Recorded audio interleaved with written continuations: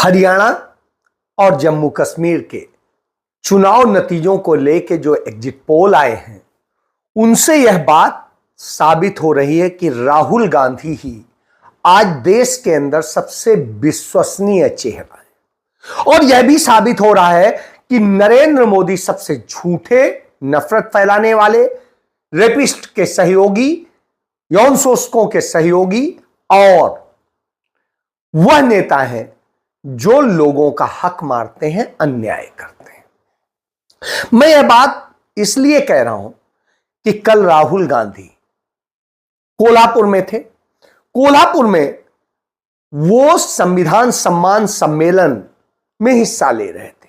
वहां उन्होंने एक बात कही कि यह जो संविधान है, यह सिर्फ एक चीज को नहीं रिफ्लेक्ट करता है, यह छत्रपति शिवाजी के भी उस संदेश को देता है जो उन्होंने खुद पालन किया और अपने राज्य में स्थापित किया। कांग्रेस के जो कार्यकर्ता हैं और जो हमारे विचारधारा के लोग हैं, उनसे मैं कहना चाहता हूं, आपका काम शिवाजी महाराज की विचारधारा की रक्षा करने का है। आपका काम संविधान को बचाने का है, इसकी रक्षा करने का है। क्योंकि जब आप इसकी रक्षा करते हैं तो आप शिवाजी महाराज की याद का आदर करते हैं, रिस्पेक्ट करते हैं। धन्यवाद, नमस्कार। उन्होंने छत्रपति शिवाजी की एक प्रतिमा का भी अनावरण किया और कहा एक प्रतिमा मोदी ने लगाई थी, हजारों करोड़ रुपया खर्च हुए थे और वह चंद दिनों में टूट के गिर गई। पंडित नेहरू ने लगाई, जो 1954 में, वो आज तक चल रही है। अब राहुल गांधी ने लगाई, स्वाभाविक सी बात है, उससे बड़ी प्रतिमा है। बावजूद इसके एक बात सामने आती है कि नरेंद्र मोदी कमीशन खोरों के साथ खड़े होते हैं, इनके साथ खड़े होते हैं। वो उन बाबाओं के साथ खड़े होते हैं जो लड़कियों का यौन शोषण करते हैं। क्यों? क्योंकि उससे राजनीतिक लाभ लेते हैं। इसका सबसे बड़ा उदाहरण हरियाणा के चुनाव में देखने को मिला। आज हरियाणा के चुनाव में उन्होंने पैरोल दी थी कथित राम रहीम गुरमीत सिंह को। वह जो डेरा सच्चा सौदा का प्रमुख है और जेल में है, बलात्कार के मामले में जेल में है, हत्या के मामले में, उसको बचाने के लिए कैसे अपने जुडिशियरी को लगाया जो संघी जुडिशियरी है, इससे भी कहीं कोई छिपा नहीं। और उसके बाद चुनाव में उसे जो पैरोल दी, उसने संदेश जारी किया कि सबको बीजेपी को वोट देना है। अब आप सोचिए, बलात्कारियों से वोट लेने के लिए इस हद तक उतर सकते हैं, यानी ये लड़कियों का रेप कराना पड़े तो ये नरेंद्र मोदी वह भी कराएंगे। और इसका भी उदाहरण दे देता हूं कि पांचजन ने, जो आरएसएस का मुखपत्र है, उसमें यह छपा कि पंजाब की लड़कियां ले जाई जा रही हैं खाड़ी देशों में और वहां पर उनका यौन शोषण किया जा रहा है और बहुत कुछ हो रहा है। यह बात उस अखबार ने छापी है।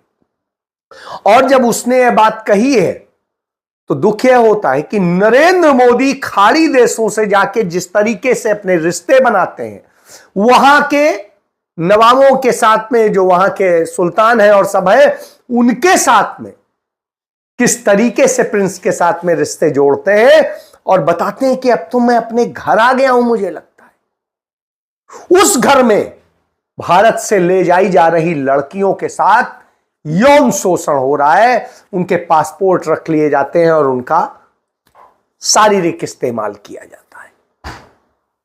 यदि यह सत्य है तो नरेंद्र मोदी की भारत सरकार है और वो भारत सरकार के प्रधानमंत्री हैं।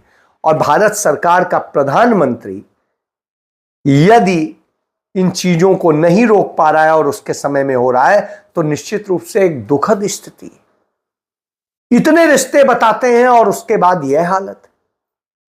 उधर आप देखिए, नरेंद्र मोदी का ही एक और खास बाबा दोस्त है, वो वासुदेव जग्गी, जिसके यहां नरेंद्र मोदी जाते हैं और न जाने क्या क्या तमिलनाडु में वो तमाम लड़कियों को अपने आश्रम में रख करके और किस तरीके से क्या क्या होता है मुझे बताने की जरूरत नहीं। इसका एक उदाहरण देता हूं। एक घटना हुई, वहां पर एक रेप की हुई लड़की पाई जाती है और फिर मर्डर कर दिया जाता है, और वो मामले में जब पूरी छानबीन की जाती है तो पता चलता है कि पूरे उन लोगों की भूमिका है, लेकिन कोई कार्रवाई नहीं होने दी जाती है। जब कार्रवाई शुरू करते हैं तो विरोध शुरू कर देते हैं भारतीय जनता पार्टी के लोग। अभी एक प्रोफेसर ने ये शिकायत दी कि उनकी लड़कियों को किस तरीके से बरगलाकर नशा देकर उनको मानसिक रूप से वो किया गया है। उन्हें यदि निकाल के कहीं सही से रखा जाए, कुछ दिन रात चले, उसके बाद में उनसे बयान लिए जाएं तो पता चल जाएगा कि वो क्या क्या करता है, और ये सारे सबूत। इसके बाद उसका अपनी भी पत्नी के मामले में बड़ा वो है कि उसने अपनी पत्नी के साथ क्या किया क्या नहीं किया। ऐसे में मद्रास हाईकोर्ट जब यह ऑर्डर करता है कि वहां जाए पुलिस और पूरी जांच करे, तो सुप्रीम कोर्ट में जो नरेंद्र मोदी के एजेंट के रूप में जजेस बैठे हैं और दूसरे लोग बैठे हैं, वो ऑर्डर पास कर देते हैं, नहीं हाईकोर्ट ये नहीं कर सकता, पुलिस नहीं जा सकती, सेना नहीं जा सकती। यानी कुछ भी गुनाह होता रहे, कुकर्म होते रहे, अदालतें ऐसे आदेश देती हैं। क्यों? क्योंकि गुलाम हो चुके। इन्हीं सारी बातों से लोगों के अंदर गुस्सा है, और झूठ फैलाने के लिए कैसे करते हैं। हरियाणा में ही एक कार्यक्रम के दौरान कांग्रेस पार्टी की नेत्री हैं सोनिया दोहान, और वहां पर एक झूठा फेक वीडियो चलाया जाता है कि कोई उनके साथ में बदतमीजी कर रहा है। वो खुद कहते हैं कि जिसके बारे में कहा जा रहा है कि बदतमीजी कर रहे हैं, उससे कोई ऐसी बात नहीं, उनके साथ कोई बदतमीजी नहीं हुई। लेकिन जैसा मैं बार बार कहता हूं, कांग्रेस में भी कुछ स्लीपर सेल है, कुछ और भी हैं, तो वहां से दूसरी तरह की, क्योंकि मुख्यमंत्री बनने का ख्वाब पाले तमाम सारे लोग तमाम तरह की साजिशें रचते हैं। कांग्रेस को हरवाने की साजिश रची गई। बहरहाल सोनिया ने वक्त पर आते ही अपना बयान भी जारी किया। उसने बताया कि इस तरह से फैलाया जा रहा है, झूठ है। भयंकर भीड़ में कोई धक्का मुक्की और कोई चीज होती है, इसका यह मतलब नहीं है कि कोई मुझे यह कहे और यह गलत वीडियो बताए।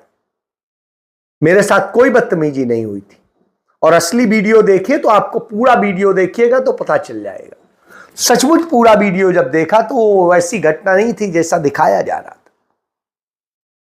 तो यह है इनका चेहरा। इनके राज्य में क्या होता है? और एक घटना, ग्रेटर नोएडा दिल्ली से सटा हुआ है, डबल इंजन की सरकार है। एक भगवा पहन के बैठा हुआ ढोंगी जो है मुख्यमंत्री बना बैठा है, वो अजय सिंह बिष्ट उर्फ आदित्यनाथ। उसके राज्य में पॉलिटेक्निक में पढ़ने वाली, हॉस्टल में रहने वाली 150 के करीब लड़कियों के इलाके के जो गुंडे हैं आकर के हॉस्टल में घुसते हैं और न जाने क्या क्या हरकतें करते हैं, और इन सबको लेकर वो बार बार शिकायतें करती हैं, लेकिन न कोई सुरक्षा, न कोई बात, न कुछ। सरकार को ध्यान ही नहीं। क्यों? लड़कियों की आबरू लुटवा करके तो ये इस जगह पहुंचे हैं, तो इसलिए उन्हें कोई फिक्र नहीं। लड़कियां हॉस्टल छोड़ के अपने घरों को जा रही कि भाई पढ़ाई तो तब करेंगे जब हम सुरक्षित रहेंगे। लड़की ही सुरक्षित नहीं, पढ़ाई क्या करेगी? यह तो हाल है इनका। तो अपनी बात नहीं करेंगे। इनके महाराष्ट्र में 3 रेप की घटनाएं, गंभीर घटनाएं हो जाती हैं, उन पर चर्चा नहीं करेंगे। इनके राज्यों में बच्चियों से घटनाएं हो जा रही, उन पर चर्चा नहीं करेंगे। कहां करेंगे? कि पश्चिम बंगाल में ये हो रहा है, वहां हिंसा करेंगे, सब कुछ करेंगे। यह इनका चाल चरित्र चेहरा है। बहरहाल जब यह चेहरा हो तो जरूर उस पर बोलना चाहिए, और इस पर यह आना चाहिए कि इंसाफ को। यही वजह है कि एग्जिट पोल में बिल्कुल स्पष्ट हो चला है कि नरेंद्र मोदी को हरियाणा ने और जम्मू कश्मीर ने, दोनों ने नकार दिया है। उस जम्मू ने भी नकारा है जिस जम्मू पे वो एकाधिकार होने की बात करते हैं, वहां पर भी वो कोई बहुत बड़ा तीर नहीं मार पाए। तो इससे आप यह समझ लीजिए कि नरेंद्र मोदी का चेहरा एक्सपोज हो चुका है, और जब उनका चेहरा एक्सपोज हो चुका हो तो क्या करते हैं कि अपने चेहरे को बचाने के लिए दूसरे का चेहरा दे दो। तो अब उनका गोदी मीडिया दिखा रहा है कि नड्डा और राहुल लड़ रहे हैं। नड्डा राहुल नहीं लड़ रहे थे, राहुल और मोदी लड़ रहे थे। उदाहरण दे देता हूं, नरेंद्र मोदी, अमित शाह, आदित्यनाथ ये मिलकर के 2 दर्जन रैलियां करते हैं, और राहुल गांधी और प्रियंका गांधी मिलकर कुल 6 करते हैं।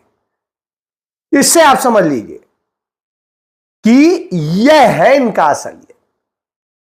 तो इससे आप यह जान लीजिए कि नरेंद्र मोदी की यह जो साजिश है, वो साजिश बेनकाब कर दी है जनता ने। और जनता ने जब बेनकाब कर दिया तो इन्हें डर लगता है।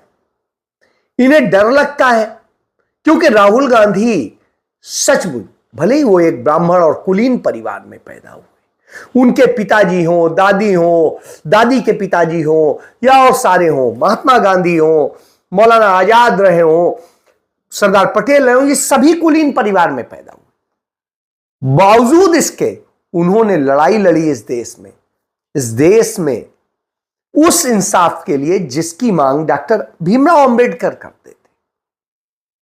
जो चीज संविधान में शामिल कराने के लिए पंडित नेहरू ने भीमराव अंबेडकर को भी स्थान दिया, संविधान सभा में प्रारूप समिति का अध्यक्ष बनाया, उस संविधान में उसको ये खत्म करने का काम करते हैं। लेकिन उसके लिए लड़ाई राहुल गांधी लड़ते हैं। उस छुआछूत जो जातिवाद की भावना है उसे खत्म करने की लड़ाई लड़ते हैं। तो 2 चीजें तो बिल्कुल साफ और मैंने पार्लियामेंट में कह दी है, और वो शुरुआत है। पहला कदम बैरियर है रिजर्वेशन 50% का, इसको कांग्रेस पार्टी और इंडिया गठबंधन लोकसभा राज्यसभा में बदलेगा। और हम ऐसे वायदे नहीं करते हैं, आप जानते हो, जब हम कुछ कहते हैं हम करके दिखाते हैं। पहला स्टेप आर्टिफिशियल सीलिंग लगा रखी है, इसको हटाना है। और दूसरा स्टेप, जिसको मैं क्रांतिकारी स्टेप कहता हूं, जाति जनगणना। वही जो भारतीय जनता पार्टी में दलित कम्युनिटी से या दूसरी कम्युनिटी से लोग आ जाते हैं, वो उल्टा काम करने लगते हैं। उदाहरण दे देता हूं, जीतन राम मांझी है बिहार में, और वो केंद्रीय मंत्री है नरेंद्र मोदी के साथ आगे। वो ये वही है जो राम को काल्पनिक बताता था, आज नरेंद्र मोदी का खास है, काल्पनिक बताता था राम को। इस पर नहीं बोलेंगे कोई भाजपाई। तो वो कहता है कि लालू प्रसाद यादव के लिए जातिगत टिप्पणी करते हुए कहता है गड़रिया का लड़का है। अब आप सोचिए, इस तरह से हे दृष्टि से कहता है। उधर आप देखिए द्रौपदी मुर्मू, उसके समय में आदिवासियों के साथ क्या क्या हो रहा है सब कोई जानता है, आवाज नहीं निकलती है। इसी तरीके से रामनाथ कोविंद था, दलितों पे इतने अत्याचार हो रहे थे, आवाज नहीं निकल रही थी। तो आवाज इनकी कम निकलती जब भारतीय जनता पार्टी के एजेंडे पूरे करने होते। नीतीश कुमार की आवाज नहीं निकल रही है कि अति पिछड़े समुदाय का के एक छात्र पर हमला होता है पटना यूनिवर्सिटी के अंदर, घंटों घंटों उसे मारा जाता है, मरणासन है, अपने जीवन और मौत से जूझ रहा है। पुलिस 5 घंटे बाद आती है सूचना की। अब आप सोचिए क्या स्थिति है। ये हालत हो तो जंगल राज किसने बनाया है, किसने ये सब कुछ किया है। तब आता है कि वह लोग आपके हित की लड़ाई लड़ रहे हैं, हक की लड़ाई लड़ रहे हैं, जिन्हें उसका लाभ नहीं मिलना है। कोई ब्राह्मण है, कोई क्षत्रिय है, कोई वैश्य है, कोई आदर्श है, और जिन्हें लड़ना चाहिए, खड़े होना चाहिए, वो सिर्फ वोट बैंक की राजनीति कर रहे हैं। यह इस बात का सबूत। तो राहुल गांधी तब भी लड़ रहे थे, आज से 15-20 साल पहले भी, और आज भी लड़ रहे हैं। हक दिलाने की सबकी लड़ाई उन्होंने शुरू की थी, और जो शुरू की थी अभी भी लड़ रहे हैं, और वही लड़ते हुए अब वो महाराष्ट्र में। तो आपको समझना पड़ेगा, वो उस गए दलित परिवार के यहां, जो एक पीड़ित था, ड्राइवर का परिवार था, वो भावुक हो गया परिवार। क्यों? क्योंकि उसको वास्तव में कहीं कोई दिख रहा है कि वास्तव में कोई यदि सचमुच भगवान जैसा है तो राहुल गांधी। और उधर जो नरेंद्र मोदी की तस्वीर बनाता है, उनकी मूर्ति बनाता है, उनका मंदिर बनाता है पुणे में, वो मुंडे वो आज भारतीय जनता पार्टी को लात मार के निकल लेता है, कहता है इनसे ज्यादा गंदा कोई नहीं है। यानी अब आप समझ लीजिए, जो नरेंद्र मोदी को भगवान बना के पूज रहे थे वही अब उन्हें गाली दे रहे हैं। यह सत्य है। इसलिए नरेंद्र मोदी को देश नकार रहा है और अब देश की उस सीमा से, लद्दाख से लेकर के दिल्ली तक नरेंद्र मोदी साफ हो गए। जय